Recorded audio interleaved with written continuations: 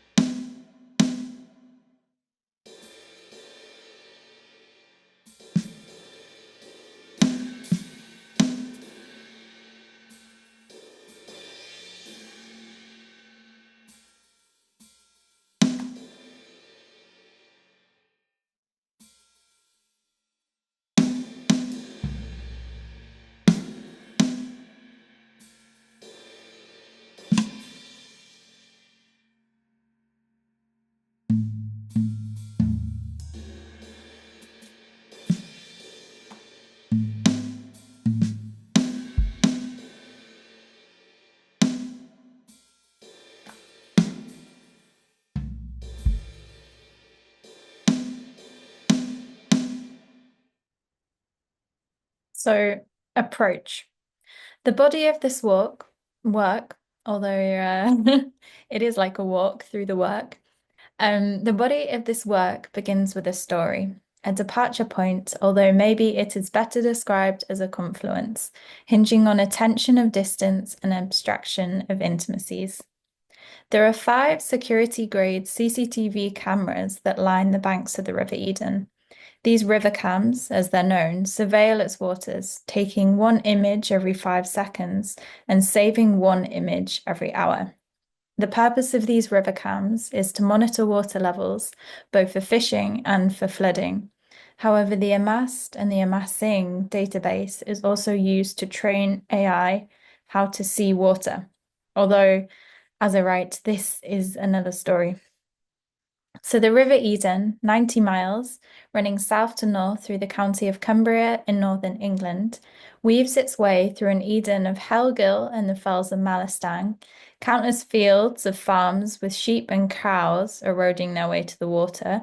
And according to the Eden Rivers Trust, there are approximately 2,000 farms in the Eden catchment area, covering over 95% of land for agriculture.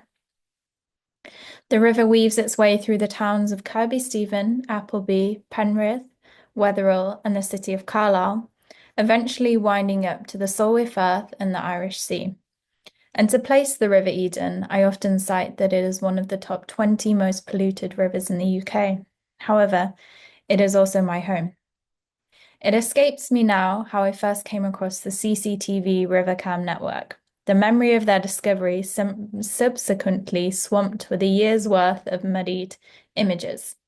What remains are the details of the routes to their hidden locations, including the antiquated elevator ride to the top of Warwick Hall, an 18th century stately home built for earls and dukes, now housing support, electricity, and internet for one of these weathered cameras.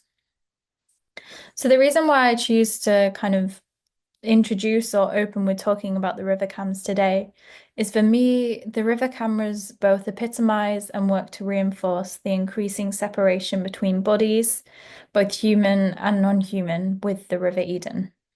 In the area, private land ownership and sewage pollution create physical barriers to entering the water, whilst worsening flooding, increasing in recent years, breaks these borders, bringing the river into our homes, although it is not the type of encounter with the river we might like.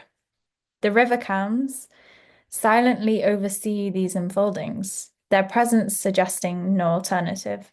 To me, they sit and watch and kind of say to us, stay at home, watch from afar. Through their images, a certain distance is also inscribed. From the comfort of our homes, we are brought closer to the river, with a 24-hour live stream providing a static window onto 5 select locations. But ultimately, we remain removed.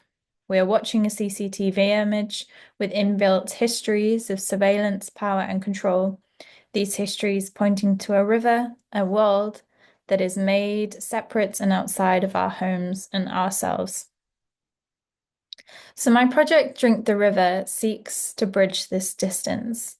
In researching the river through body and image, sensory traces of the routine encounters with the river continue to animate edges of the work. These further touch and echo through the bodies of the audience, hopefully, those to meet and experience the River Eden, albeit in a different form. So the rest that follows in this presentation is an exploration of the projects and pieces to arise in this whole project of encountering the River Eden, growing out of 2 research questions and the site. So the first research question, how does the river challenge dominant images of modern hegemonic representations through multiplex notions of what it is and can be? And the second research question, through moving image and a sensory ecological ethnography approach, how can you imaginaries of water challenge its modern representations? So now I'll play a short clip from another film.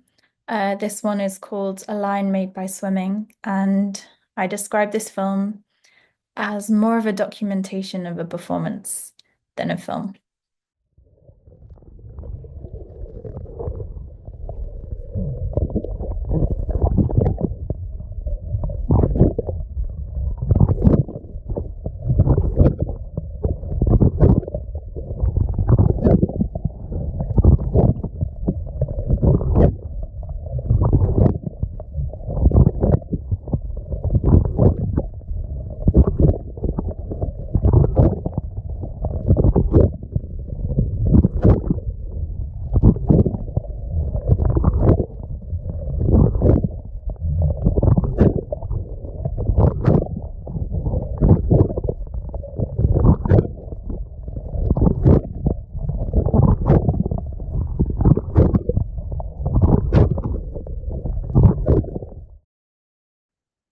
So section 2, swim, move, rhythm, methodology.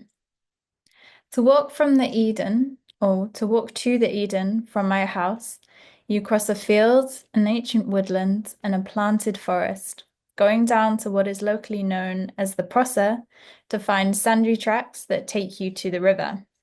And this takes you to the iconic swimming spots, which is home to the equally iconic 𝗔𝗀𝘁𝗁 Naked Ladies, an official swimming group. And on a side note, they have swam the whole length of the River Eden, which is very incredible. So during lockdown, I took this route every day between the 23rd of March to the 4th of July 2020 to take the same swim in the same spot. Although, as we all know, it is never the same river twice. In 2023, I returned home to make a film about the Eden, repeating this traverse through August to December. The methodology for the research project, growing out of these daily repeated pilgrimages to swim and film, is grounded in acts of knowing place through the body.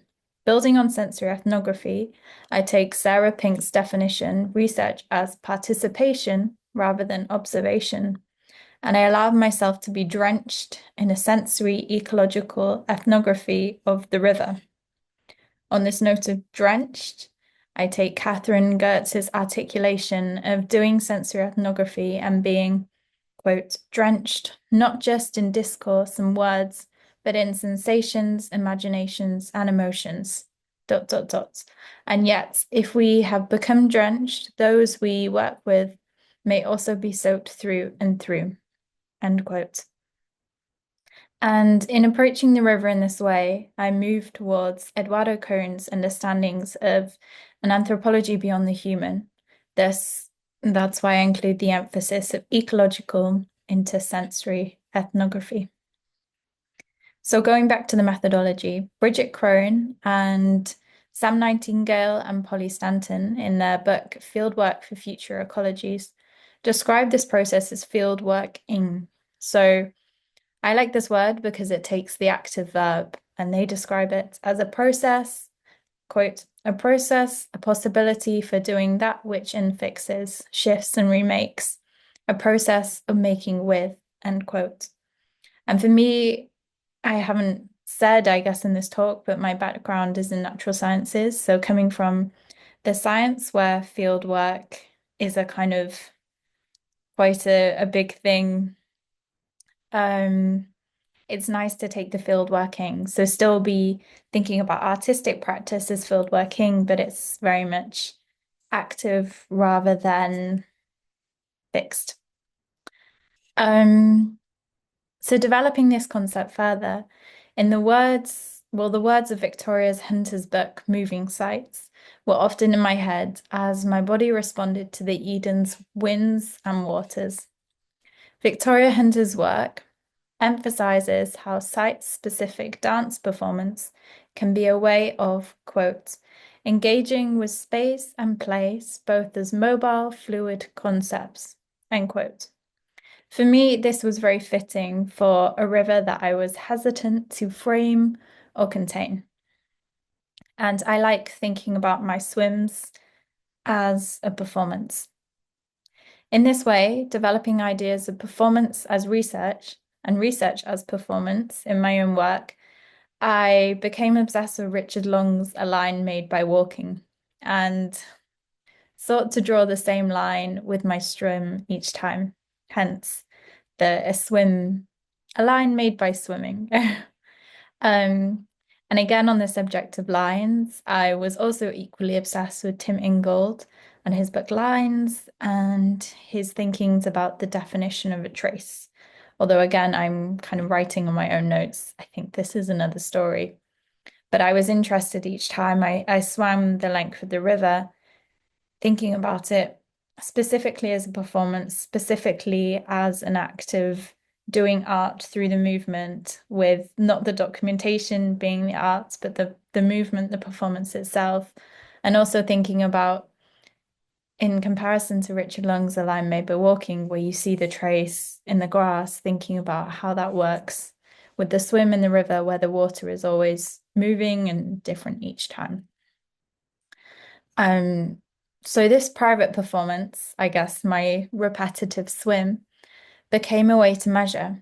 My body was a research instrument, charting the change in time, days, and seasons, which were direct correlations with the length of my swim.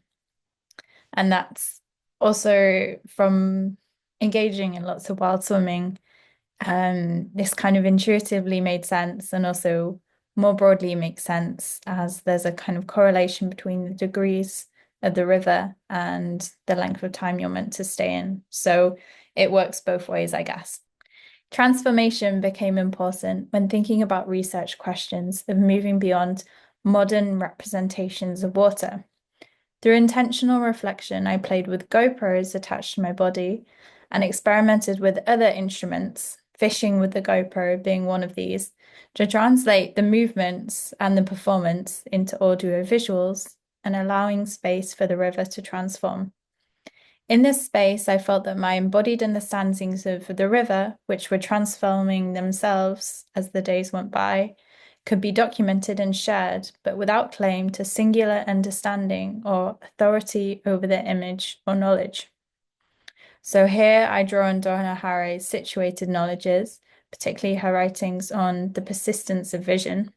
And I love this quote, but of course, that view of infinite vision is an illusion, a God trick, end quote.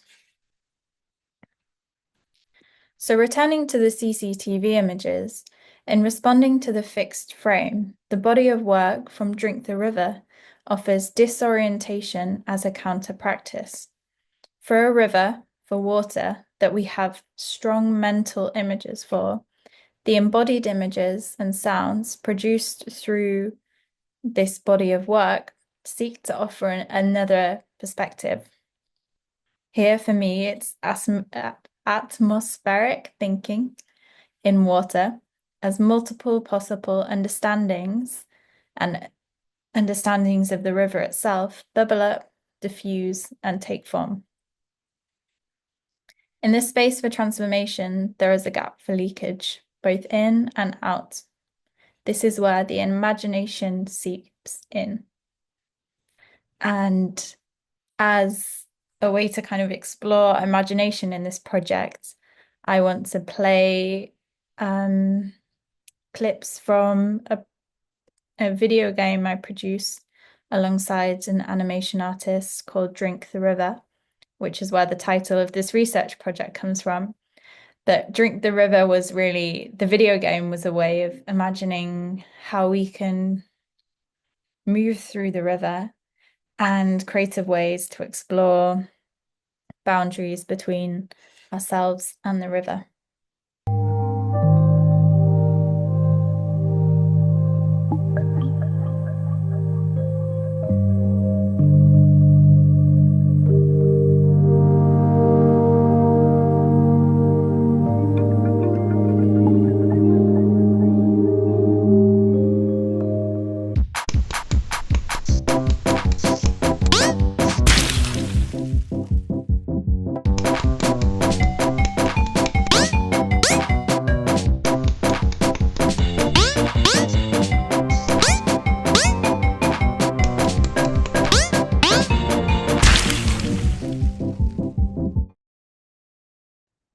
And just to finish or conclude here,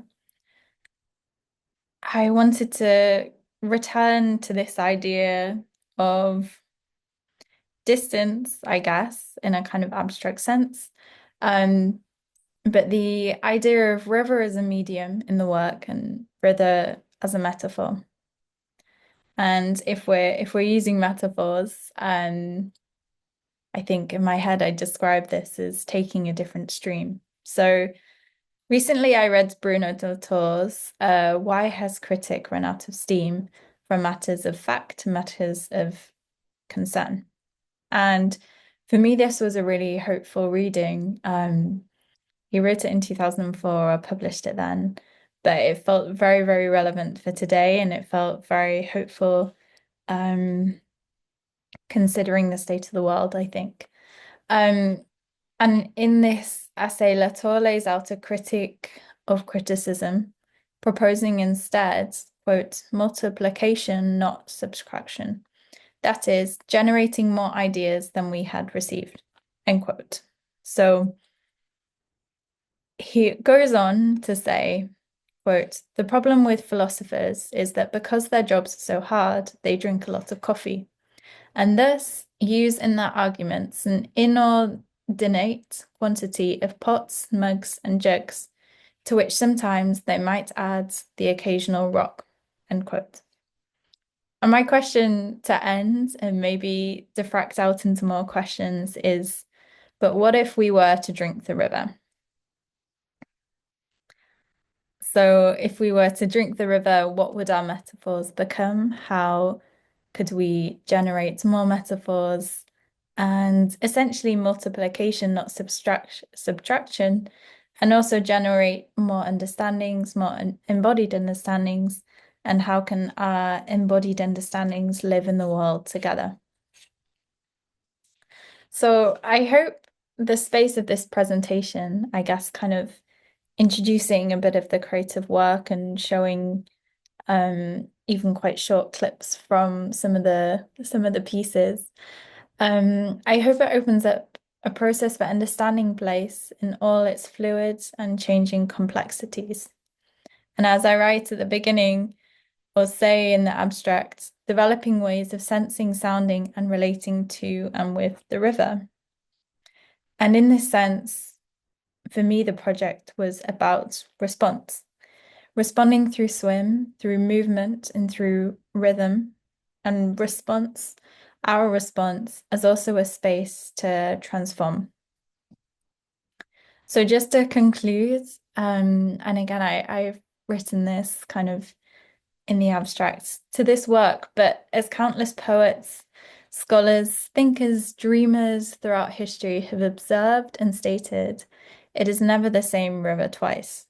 So ultimately, the River Eden and its waters, everything it touches, are leaky, diffuse, turbid, and teaching us that they cannot be contained.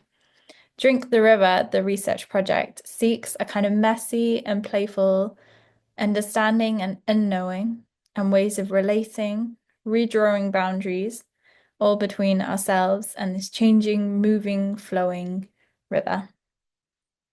Thank you so much for listening to my presentation, and I look forward to continuing the conversation. Thank you.